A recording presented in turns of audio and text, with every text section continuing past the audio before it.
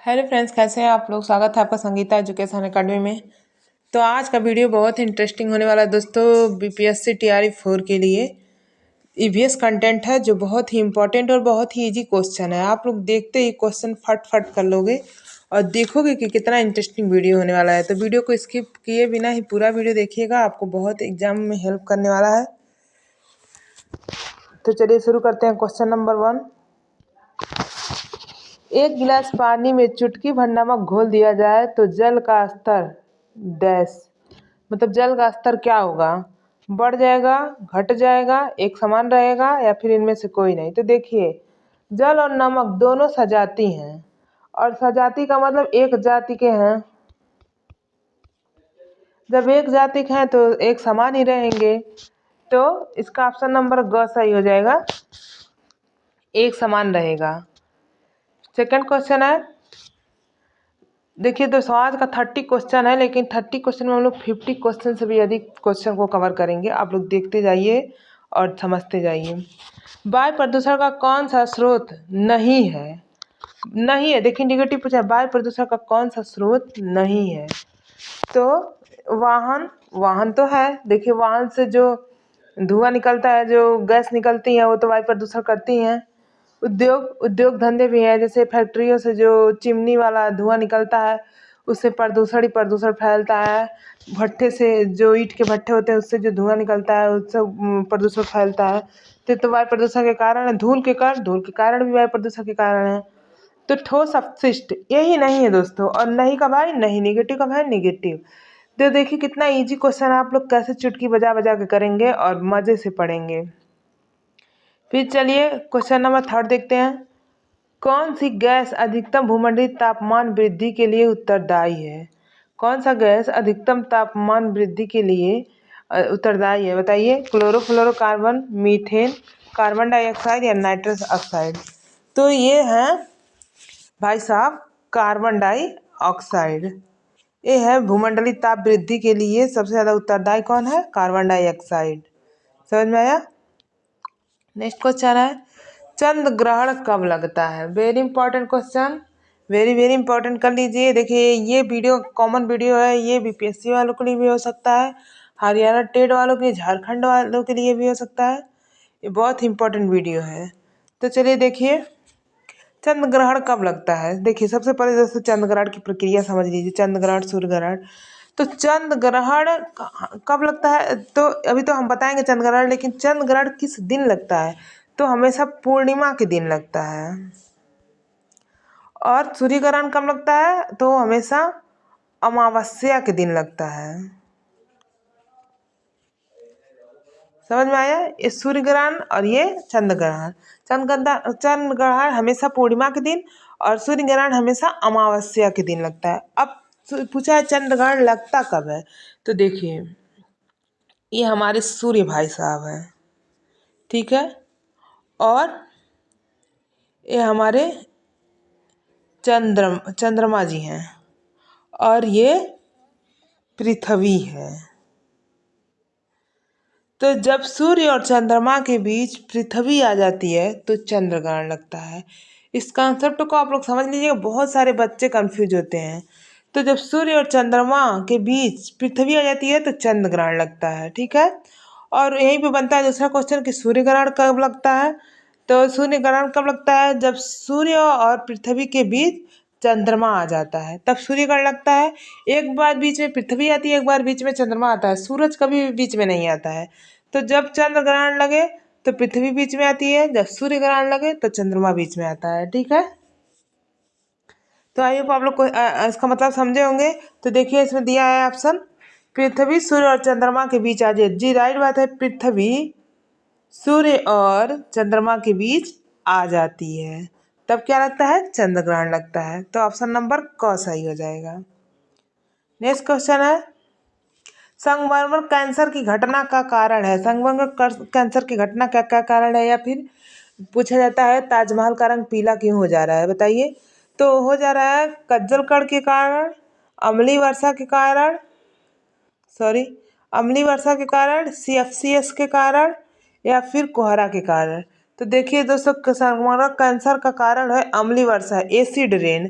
अब acid rain कैसे होता है, देखिए नाइट्रोजन और सल्फर के जो ऑक्साइड होते हैं वो भाप बन के आसमान में उड़ जाते हैं, और जब बारिश होती है तो वो वही एसिड वर्षा के रूप में गिरती है ज़मीन पे, जिसके कारण संगमरमर का रंग पीला पड़ जा रहा है या फिर उसके कैंसर की घटना हो रही है। इसलिए आप लोग घर में सुने होंगे बड़े बुजुर्ग मम्मी पापा या फिर दादा दादी कहते हैं कि पहली बारिश में नहीं नहाया जाता है, तबीयत खराब हो जाता है। क्यों कहते हैं, उसी एसिड रेन की वजह से, उसी अम्लीय वर्षा की वजह से जो प्रदूषण गैस जमीन पे पहली बारिश में गिरते हैं, उसी की वजह से लोग मना करते हैं कि पहली बारिश में नहीं नहाया जाता, नहीं तो तबीयत खराब हो जाएगा। समझ में आया दोस्तों। फिर चलते हैं नेक्स्ट क्वेश्चन। ग्लोबल वार्मिंग में तापमान कैसा होता है, किस में बढ़ता है। क्वेश्चन पूछ रहा है ग्लोबल वार्मिंग में तापमान किस मंडल में बढ़ता है, क्षोभ मंडल में बढ़ता है, आयन मंडल में बढ़ता है, मध्य मंडल में बढ़ता है, या फिर समताप मंडल में बढ़ता है। तो देखिए दोस्तों, समताप मंडल में तो सम मतलब बराबर, और समताप देखिए जहाज है दोस्तों, मेरे जहाज का मजाक मत उड़ाइएगा, जैसे बनाने आ रहा है वैसे हम बना दे रहे हैं, बस आप लोग समझिए। ये जहाज है जो समताप मंडल में उड़ाई जाती हैं। सबसे बराबर मंडल होता है समताप, इसमें हवाई जहाज संबंधी जितनी भी घटनाएं होती है उसमें घटित होती हैं। आयन मंडल में जो रेडिएशन तरंगे ये सब आयन मंडल में काम किया जाता है। क्षोभ मंडल में मौसम संबंधी घटनाएं घटित होती हैं। तो क्षोभ मंडल में ग्लोबल वार्मिंग का तापमान सबसे ज़्यादा बढ़ता है, क्योंकि ये क्षोभ मंडल देखा जाए तो सबसे पहला मंडल है जो हमारे पृथ्वी से सबसे पहली दूरी पे है, तो इसमें ग्लोबल वार्मिंग का तापमान सबसे ज़्यादा बढ़ता है। तो ऑप्शन नंबर क सही हो जाएगा। ठीक है दोस्तों। नेक्स्ट क्वेश्चन है पीसी कल्चर किससे संबंधित है। वेरी वेरी इंपॉर्टेंट कर लीजिए, पीसी कल्चर और एक सेरी कल्चर और एपी कल्चर, ये सारे कल्चर बहुत ही इम्पोर्टेंट है जो बार बार पूछता है एग्जाम में, तो आप लोग इसको वेरी वेरी इंपॉर्टेंट कर लीजिए। पीसी कल्चर किससे संबंधित है, तो पीसी कल्चर संबंधित है किससे, मत्स्य पालन से। अब मत्स्य मीन्स मछली पालन, ठीक है। तो ज़्यादातर एग्जाम में मत्स्य ही देता है, आप लोग को बता देते हैं कि मत्स्य मीन्स मछली होती है।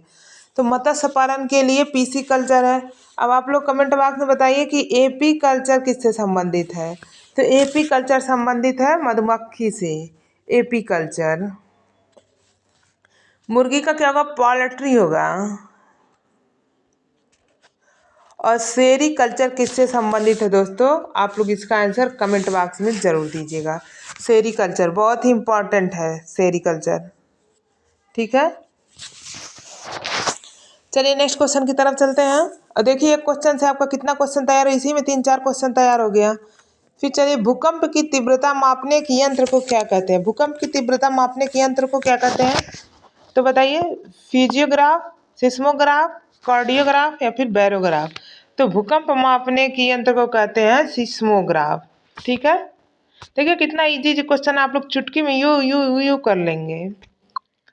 नेक्स्ट क्वेश्चन है निम्नलिखित में से किसमें सर्वाधिक जैव विविधता पाई जाती है। निम्नलिखित में से किसमें सर्वाधिक जैव विविधता पाई जाती है। शीतोष्ण पर्णपाती वन बायोम, उष्णकटिबंधीय सदाबहार वर्षा वन बायोम, शीतोष्ण घास प्रदेश बायोम या फिर सवाना बायोम। आप लोग कमेंट में बताइए सवाना बायोम क्या है और किस देश में है, जरूर बताइए कमेंट में। तो इसका आंसर सर्वाधिक जैव विविधता जो पाई जाती है वो पाई जाती है उष्णकटिबंधीय सदाबहार वन, ठीक है दोस्तों। तो चलिए नेक्स्ट क्वेश्चन है निम्नलिखित में से कौन सा विकल्प पर्यावरण अध्ययन के विषय वस्तु में सम्मिलित नहीं किया जाता। निम्नलिखित में से कौन सा विकल्प पर्यावरण अध्ययन के विषय वस्तु में सम्मिलित नहीं किया जाता, मतलब निगेटिव क्वेश्चन पूछा है और आंसर भी हमको निगेटिव ढूंढ के निकालना है। तो वन संरक्षण ये तो पर्यावरण अध्ययन के विषय है, वन संरक्षण भाई। जल संरक्षण ये भी पर्यावरण अध्ययन के विषय है। मृदा संरक्षण ये भी पर्यावरण संरक्षण के विषय है। तो राजनीतिक संरक्षण यही नहीं है और नहीं का भाई नहीं होता है, तो आंसर नंबर ख सही हो जाएगा। फिर निम्न में से कौन सी गतिविधि पर्यावरण संरक्षण से संबंधित नहीं है। देखिए ये भी उसी तरह का क्वेश्चन है और निगेटिव क्वेश्चन पूछा है, तो निगेटिव आंसर भी हमको ढूंढना है। निम्नलिखित में से कौन सी गतिविधि पर्यावरण संरक्षण से संबंधित नहीं है। तो देखिए प्राकृतिक संसाधनों का संरक्षण ये तो है भाई, प्राकृतिक पेड़ पौधे, जल, वायु, ये सब प्रकार प्राकृतिक संसाधन है जिसका हम लोग संरक्षण नहीं करेंगे तो कौन करेगा। बृहद पौधारोपण जी, जितना ज़्यादा पेड़ पौधा लगाएंगे उतना ही हमको ऑक्सीजन मिलेगा, उतना ही हमारा एनवायरनमेंट शुद्ध रहेगा। ये भी है। जलाशयों की सफाई जी, देखिए गंगा नदी कितना साफ कराने में सरकार को कितना पैसा खर्च करना पड़ा है, तो जलाशयों की साफ सफाई रखेंगे तो ठीक है ना। वो क्या कहते हैं, आप लोग कमेंट करके बताइए बंगाल का आतंक किसे कहा जाता है। आप लोग इसका आंसर कमेंट बॉक्स में बताइएगा और हम आप लोग के आंसर का जवाब कमेंट बॉक्स में ही देंगे। फिर देखिए इसमें कौन सा नहीं है, तो वनमूलन। देखिए वनमूलन ऑप्शन नंबर क सही हो जाएगा। कैसे, वनों की जितना हम लोग कटाई करेंगे तो नुकसान है, तो वही पर्यावरण संरक्षण से संबंधित नहीं है, तो नहीं का आंसर नहीं है। वन उन्मूलन मीन्स मतलब होता है वनों की कटाई, तो वनों की कटाई करेंगे तो हमारे वातावरण पे, हमारे एनवायरनमेंट पे गलत प्रभाव पड़ेगा। समझ में आया। नेक्स्ट क्वेश्चन है, आर्टिक मरुस्थल किसका दूसरा नाम है। आर्टिक मरुस्थल किसका दूसरा नाम है, टुंड्रा का, सवाना का, टैगा का या स्टेपीज का। तो आर्कटिक मरुस्थल टुंड्रा का दूसरा नाम है। ठीक है दोस्तों। नेक्स्ट क्वेश्चन है, पेड़ों की कटाई घटती है, सॉरी घटाती है, क्वेश्चन गलत हो गया है, तो हम लोग देख लेते हैं। पेड़ों की कटाई घटाती है, क्या घटाती है, भूस्खलन घटाती है, नहीं ये तो बढ़ाती है भाई, पेड़ कटेगा तो भूस्खलन होगा, ये भूस्खलन का मतलब जमीन का खिसकना, तो होगा, पेड़ कटेगा भाई जमीन खिसकेगी, मृदा अपरदन भी होगा, पेड़ कटेगी तो। वर्षा को कम करती है, देखिए पेड़ पौधों के माध्यम से ही वर्षा होती है, जहाँ पेड़ पौधे ज़्यादा होते हैं वहाँ वर्षा अधिक होती है, जहाँ पेड़ पौधे कम होते हैं वहाँ वर्षा कम होती है। तो पेड़ों की कटाई से जो सबसे ज़्यादा घटने वाली है वो है वर्षा घटने वाली है। कैसे, देखिए पेड़ पौधे जमीन से जल को अवशोषित करते हैं, फिर तने, पत्ती या फूल पौधों में पहुँच के ऊपर वाष्प बन के उड़ जाता है, फिर रिसाइकिल होता है, संघनन होता है, फिर बादल लगते हैं, फिर क्या होती है, वर्षा होती है। तो ये सब एक साइकिल के रूप में है जो चलता रहता है, चक्रण। तो पेड़ों की कटाई से सबसे ज्यादा क्या नुकसान घटती है, तो वर्षा घटती है। ठीक है दोस्तों। नेक्स्ट क्वेश्चन है, जल चक्र को नियंत्रित कौन करता है, बताइए जल चक्र को नियंत्रित कौन करता है, घास स्थल, वन, पल्लवक या ऊपरी रोही। तो इसका आंसर होगा वन। अभी अभी हम तुरंत बताएं आप लोग को कि पेड़ पौधों के माध्यम से जल ऊपर अवशोषित होकर चला जाता है, तो जल चक्र को नियंत्रित कौन करता है, वन करता है। ठीक है। नेक्स्ट क्वेश्चन है, वन संरक्षण अधिनियम के अनुसार किसकी खेती गैर वन गतिविधि है, चाय, रबड़, शहतूत, उपरोक्त सभी। तो इसका आंसर उपरोक्त सभी खेती गैर वन गतिविधि है। ठीक है दोस्तों। नेक्स्ट क्वेश्चन है, केदारनाथ अभ्यारण्य निम्नलिखित के लिए जाना जाता है, केदारनाथ अभ्यारण्य निम्नलिखित के लिए जाना जाता है, बाघों के लिए जाना जाता है, पक्षियों के लिए जाना जाता है, हाथियों के लिए या फिर कस्तूरी मृग के लिए जाना जाता है। तो केदारनाथ अभ्यारण्य कस्तूरी मृग के लिए जाना जाता है। समझ में आया बात। और जो कहाँ पड़ता है, उत्तराखंड में। कस्तूरी मृग कहाँ पे है, उत्तराखंड में। केदारनाथ ये अभ्यारण्य उत्तराखंड में है जहाँ पे कस्तूरी मृग के लिए जाना जाता है। ठीक है। नेक्स्ट क्वेश्चन है, वनों के कटान के प्रमुख परिणाम हैं, वनों के कटान से क्या परिणाम निकलता है। क्वेश्चन करने का मतलब ये, वन प्राणियों की प्राकृतिक आवास का विनाश होता है। जी सही बात है, पेड़ पौधे कट जाएंगे तो जानवर बेचारे कहाँ जाके रहेंगे, जंगल में ही तो अपना आवास बना के रहते हैं, तो ये तो सही बात है। जल चक्रण का प्रभाव जी, अभी हम आपको लोग को बताया कैसे कैसे चक्रण के, पेड़ पौधे से बारिश होना स्टार्ट, तो जल चक्रण का प्रभाव पे भी इफेक्ट पड़ेगा, मृदा अपरदन भी होगा, यानी सरकारी ऑप्शन उपरोक्त सभी सही होगा। ठीक है। नेक्स्ट क्वेश्चन है, सरिस्का राष्ट्रीय उद्यान कहाँ स्थित है। सरिस्का राष्ट्रीय उद्यान कहाँ स्थित है, पश्चिम बंगाल में, गुजरात में, राजस्थान में या फिर असम में। बताइए सरिस्का कहाँ स्थित है राष्ट्रीय उद्यान, तो ये है दोस्तों राजस्थान में, राजस्थान में स्थित है सरिस्का राष्ट्रीय उद्यान।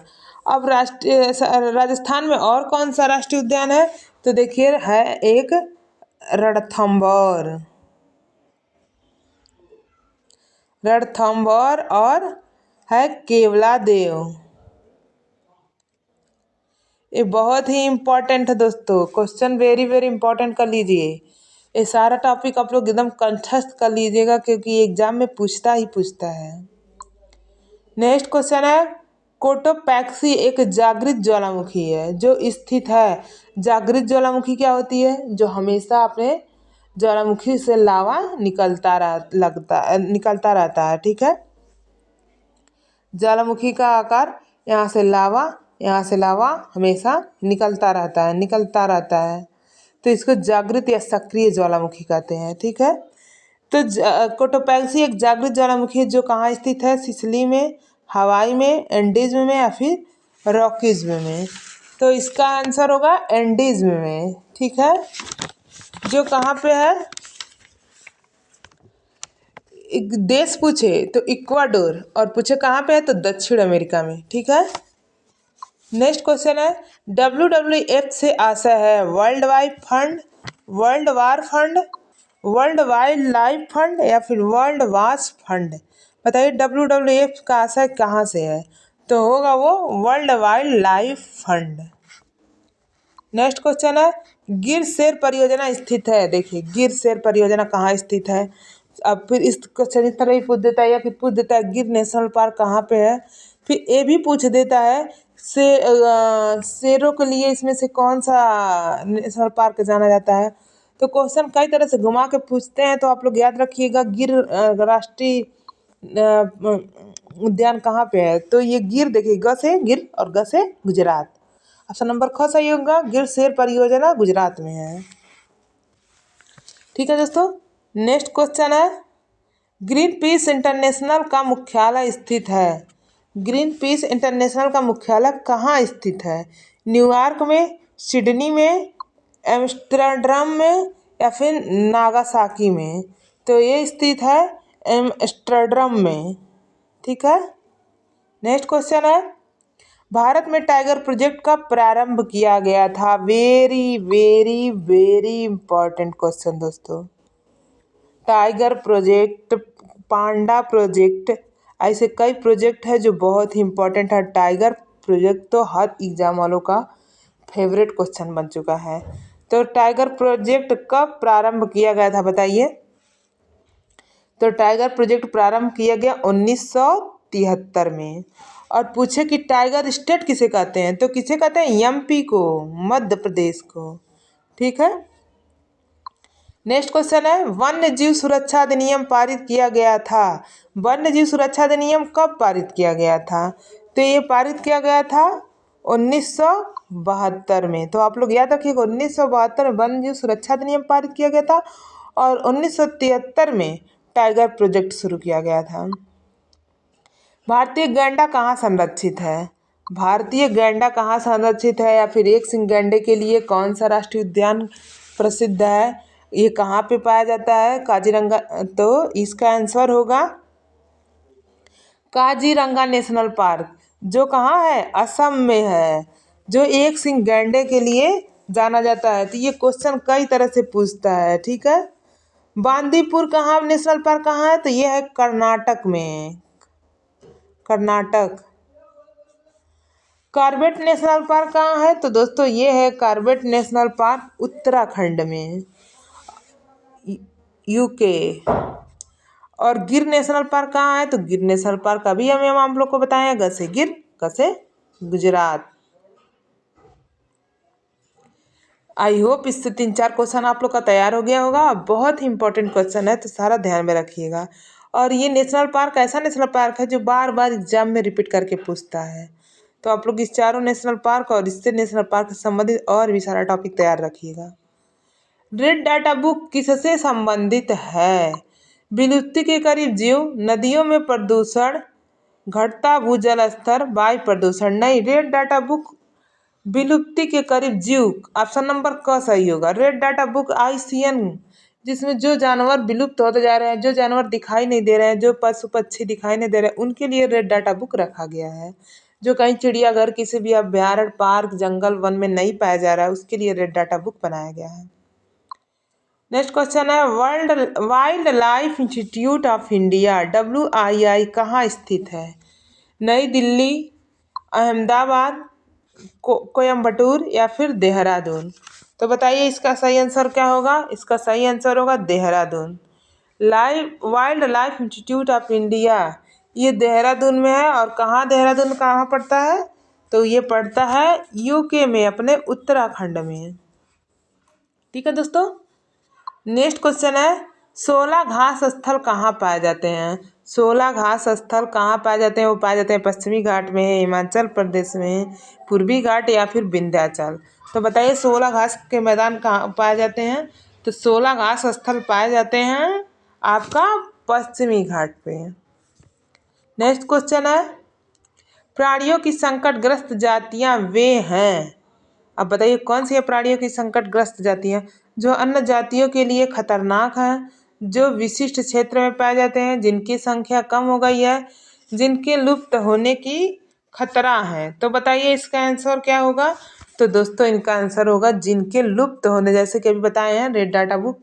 तो जिनके लुप्त होने की खतरा है, जो नहीं कहीं दिखाई दे रहे हैं, तो उनके लिए रेड डाटा बुक बनाया गया, जो प्राणियों की संकटग्रस्त जातियां हैं। नेक्स्ट क्वेश्चन और लास्ट क्वेश्चन, बहुत ही important question. Project red panda कब शुरू किया गया था। तो देखिए ये शुरू किया गया था 1994 में। समझ में आया। तो आज का वीडियो कैसा लगा, आप लोग इसका आंसर कमेंट बॉक्स में ज़रूर बताइएगा। फीडबैक हमको ज़रूर दीजिएगा। अच्छा लगे तो बताइएगा, ना अच्छा लगे तो भी बताइएगा।